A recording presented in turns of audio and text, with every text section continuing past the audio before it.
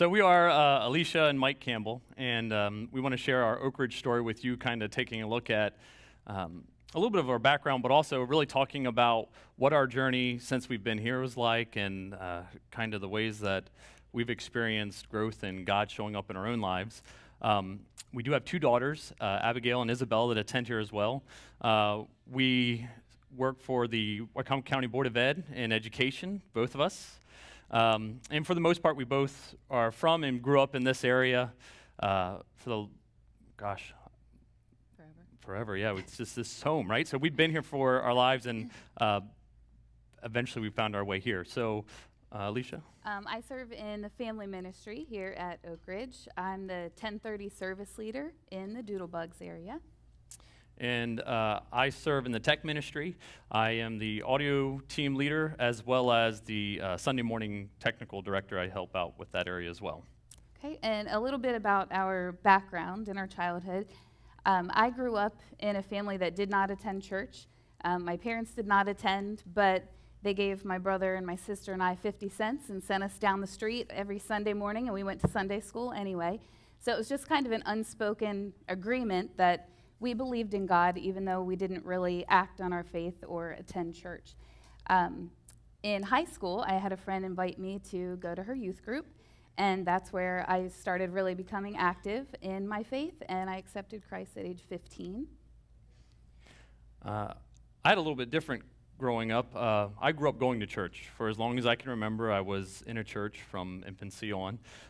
Most of my immediate family was involved in the church, or at least attended church.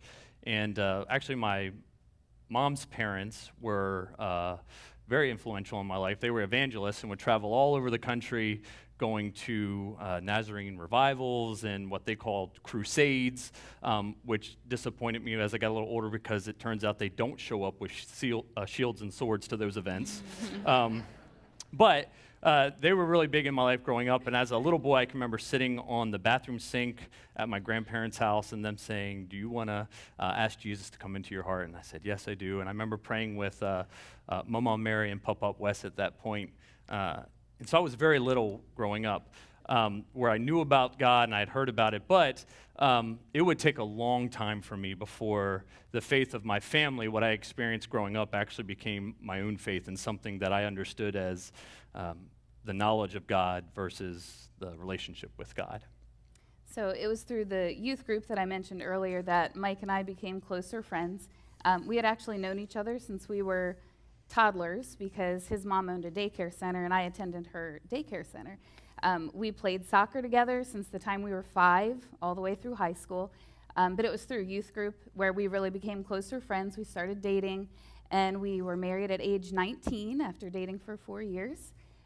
Through our early marriage and college years, we weren't very active in our faith.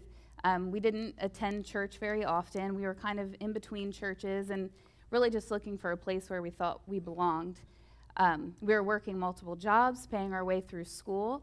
We were just busy trying to figure out what it meant to be an adult, busy with other relationships and friends, and just trying to learn the new marriage thing. Yeah, what she forgot to mention, she's been chasing me for a long time. That's really what that was all about.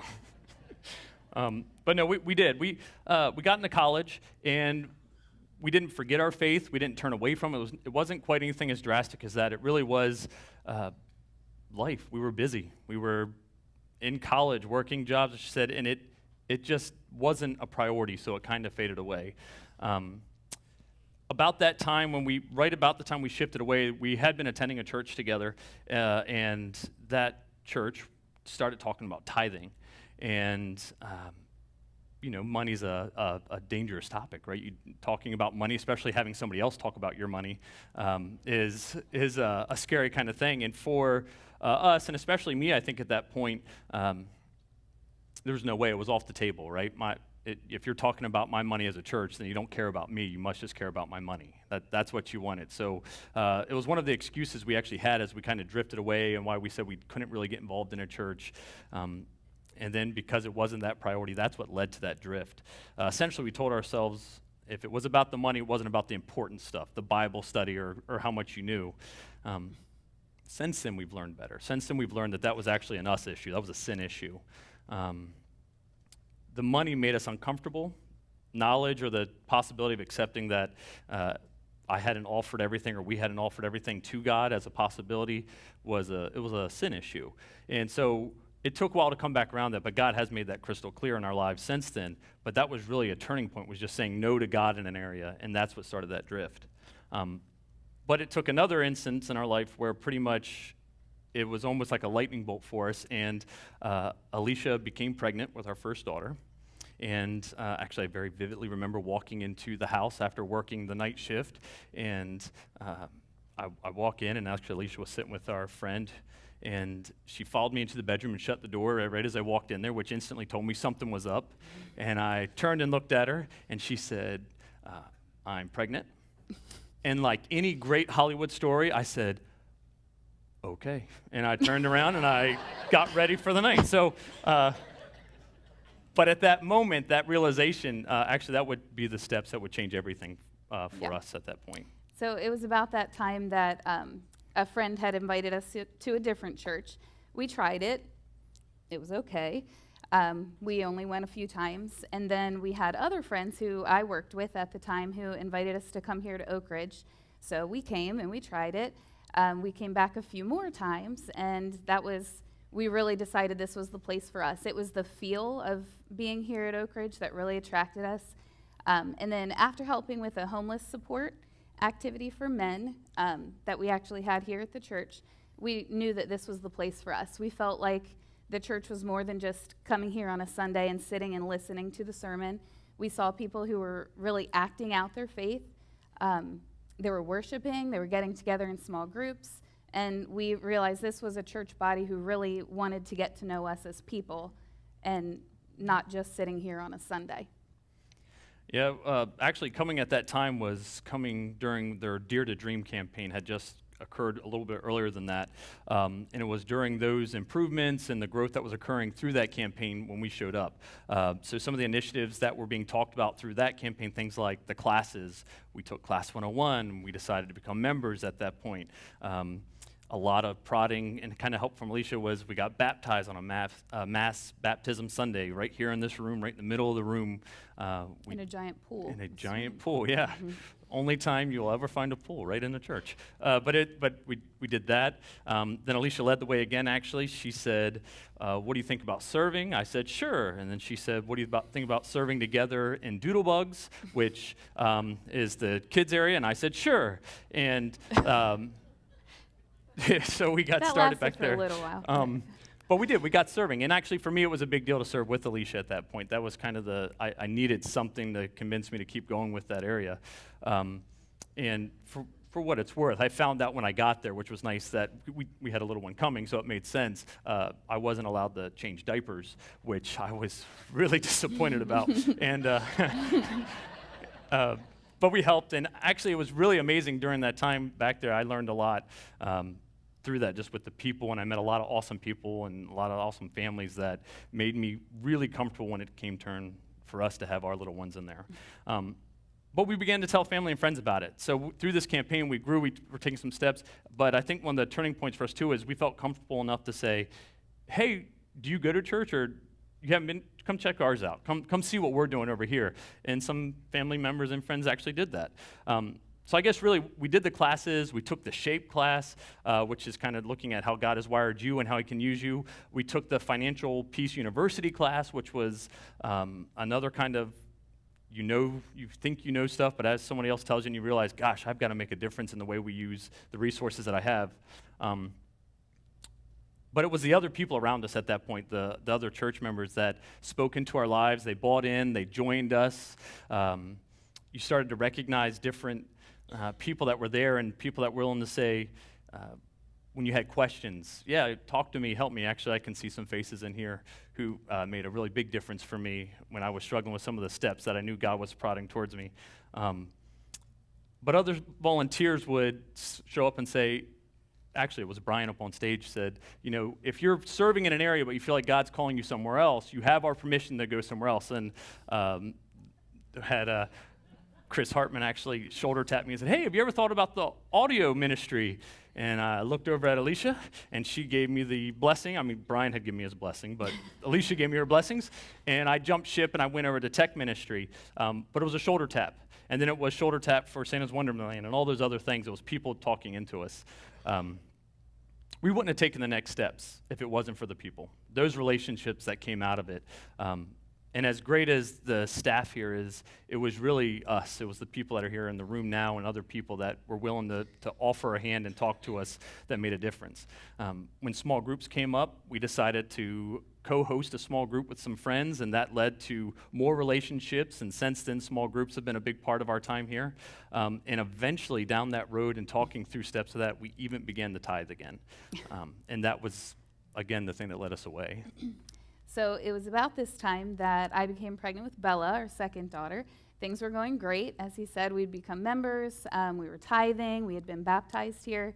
And then unexpectedly, due to some health concerns, I was placed on bed rest 6 weeks before Bella was due. And in the education system, we do get a 6-week paid maternity leave, but only if you have enough sick days saved up to pay for it, which I did not. So those 6 weeks, in addition to the maternity leave after she was born, was all unpaid time. So we were really struggling financially at this time. It was something that we hadn't really struggled with up to this point, to this degree. Mike found himself struggling, feeling guilty, feeling like maybe he wasn't going to be able to provide for us. So we had a decision. We had just started tithing, so were we just going to stop tithing and use that money to pay bills, or were we going to continue to tithe, knowing that God had us? He knew right where he had us, and we were doing what we were supposed to be doing. So, of course, this was a test of faith, but we did decide to remain faithful, and we trusted God and continued to tithe. And one of the amazing things that was he showed up, just like he said he would. It wasn't excess. It wasn't like we suddenly had a promotion at work or anything like that. It was odd jobs on the side. I used to do computer work on the side. They showed up. It was family members who made little comments like, oh, I forgot to give you a check for Christmas or whatever it was. You know, it was the strangest things, and they would show up. And for a series of about 3 months, we had what we need. We didn't miss a bill, which was the reason why we considered not tithing, right? That was the thing that we were saying, well, I got to pay my bills, right? But it happened. No excess, but everything we needed. And for us, that was probably one of the deepest awakenings of I can trust God. It was the turning point young in our youth, and then as we got older, it was the part that God said, trust me, I'm here.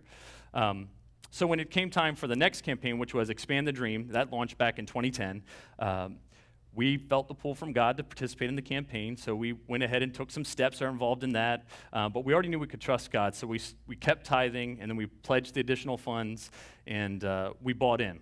We heard what the next steps were. We knew the plan of the church, and for that campaign, we knew that we could believe in what the mission of this church was from our own experience, and here's why.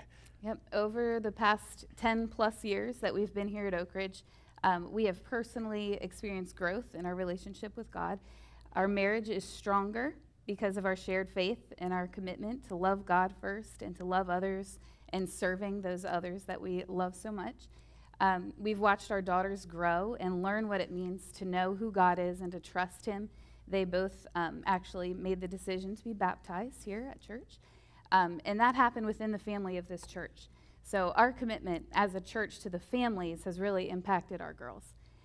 They now participate in the youth services here, and almost weekly they're inviting friends to come along with them. So those of you who work in the cabin often see random kids running around. They're probably with our girls. So, yeah. Probably one of our biggest outreaches to other families, and some of the reason why other families had started it, like have said, well, we'll go to church every Sunday, is because of our kids, which is something that's kind of funny that you would think that your children would become part of your witness to other people, that would be friends that draw in, and I think that's one of the reasons why we pay so much attention to the families here, is because it makes such a big impact. Another reason why we bought in is one of the hardest parts that we experienced as a family, we lost our 8-year-old niece, Nevaeh. It was this church that surrounded us with prayer and phone calls. It was the members here that said, how can we help? When you had to plan a funeral, and you're just gripped with pain. It was the members here that said, we'll plan the reception, we'll take care of this. Hey, how are you doing? What do you need? And probably what was the hardest pain or the worst pain that we've experienced, people showed up. And we didn't make it easier. The church didn't fix the problem. It wasn't that. It was just people cared. And it wasn't the words, it was the time. It was seeing people show up, some of whom I didn't even know. I knew they went to the church, but didn't know, but they were here and they were serving our family members a meal and praying with them. In fact, some of our family members were reached out to past that point where church members would touch base and say, hey, how you doing? How's it going?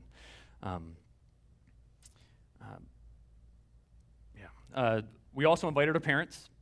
And we saw some of other family members who went from saying, I only go to church for funerals and weddings, be the same people that now say, hey, where are you sitting this Sunday? Where are you at? Are you going to 12 o'clock or 10:30? Are you going to? And they'll check in on us to make sure we're going to be there. That was something that didn't happen immediately. It took a little bit of time. You keep inviting, you keep asking. Eventually they give in and try something, and never fails. Someone goes, that was pretty good. That was different than what I thought was going to happen. But we didn't give up, and we knew the church wasn't going to change their approach. So it was safe to invite them. We've seen friends take next step. We've seen it change their lives, and they've seen similar growth as us. I've witnessed other churches through things like the Dream Conference that we host for other churches here, impact the community and learn new things and take away everything from guest services to tech ministry to pastoring and ministry and stuff like that grow because of their impact with us. We've had the opportunity, as many of you have, to serve the community because of the peace plan and efforts that wouldn't have been available to us without this. In fact, how often do we hear about on a Sunday morning someone's life or somebody that was present or somebody that decided to give church a try just because we went out to the community and gave hot dogs or cleaned an area up or took time with kids in the area. So Peace Plan has turned into not only a way to give back to the community, but also leading people to Christ through this church. So in short, I think that one of the reasons why we believed in the mission of this is we saw the model of Oak Ridge work. So as we were offered and we were talking about and praying about helping with this campaign, we were able to look at each other and kind of talk through it, and to be honest, was terrified of what that would mean and what commitments that would take. Scary. Yeah. But we saw it work in our own family and friends, and for us, that's enough to say, I know it works. I've seen it work. I saw it change our lives. I've seen it change our parents' lives. I've seen it change our friends' lives. And that's enough for us to believe in kind of giving to this next step. So I don't think any of those things would have happened had it not been for this church. While I might have had my salvation, we hadn't taken the steps to own it and create our own journey with God, our own steps of faith. The mission of Oak Ridge is real. It's effective. Loving God and loving people takes on a new meaning when you're not only learning about God on a Sunday and worshiping, but when you're serving here and seeing people's lives change, or when you're in the community and someone says, hey, I know you. You were at that thing at Stone Grove, or you were at that thing that I saw at the zoo, and you're like, yeah, I was, and you get to talk about it for just a moment. Since then, one of the biggest things for us with our family being involved is it's not just loving God, loving people, it's also that hope and healing for hearts and homes. And both statements, I think, show the heart of this church and why it is that we buy into it and really why we're going to continue buying into it. For us, it's about giving back using our God-given talents and trying to welcome other people into our church family. So in this upcoming campaign that we're going to hear about tonight from Brian, we're going to have the opportunity to take lots of steps of faith. We can invite, we can take classes, we can start serving, step into new roles here at church. We can even give financially toward the continued growth here at Oak Ridge. We personally have experienced how Oak Ridge reaches families for God. We've had the blessing of being a part of it here to see what God has done. in our community, within the walls here at church, and even around the country and the world. We want others to experience the growth that we have felt, that we've had the pleasure of being a part of. We want to see families who are saved and lives changed. We want to show others that there is a God that loves them and that they should know that there is hope. So Alicia and I are going to give to this campaign. We're going to give our time. We're going to give with our children, try to help them understand what's going on, but we're also going to give financially because we know the heart of Oak Ridge. We know the heart of a staff that works at it, and we know the volunteers that are buying in with us to love God and love people. This church family has shown that they exist to serve others. If you ever doubt that, just ask what would happen on a Sunday if all the people walking around with lanyards and shirts on that say Oak Ridge on it disappeared at that moment, what this place would be like. But it can't happen without the Oak Ridge giving back to it. Our time and efforts and resources are what make the difference here. All the plans in the world have to have somebody that's going to step up and say, "Here I am, Lord, send me." And we want to offer that same chance to others, and we don't want to miss the opportunity to be a part of what God has planned. So as we hear about tonight, and as you hear God kind of talking to you in your own way, we just want to encourage you to say to God, what's my step? What's my next piece? Who am I being tugged on in my heart to reach out to? Because it might be a family just like ours who went from maybe knowing about God to saying, "Here we are, God, use us." So thanks for hearing our story. Thank you. And God bless.